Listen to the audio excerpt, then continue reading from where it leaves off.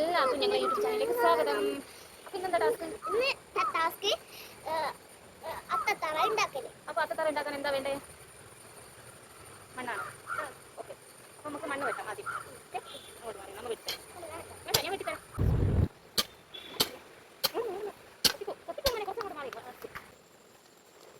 അപ്പോൾ ഞാൻ ആദ്യമായിട്ടാണ് യൂട്യൂബ് ചാനലിൽ ഫേസ് കാണിക്കുന്നത്. അത് മറ്റൊന്നും കൊണ്ടല്ല, കുറച്ച് കോൺഫിഡൻസ് കുറവുകൊണ്ടാണ്. ഇപ്പോൾ അത് ഓക്കെ.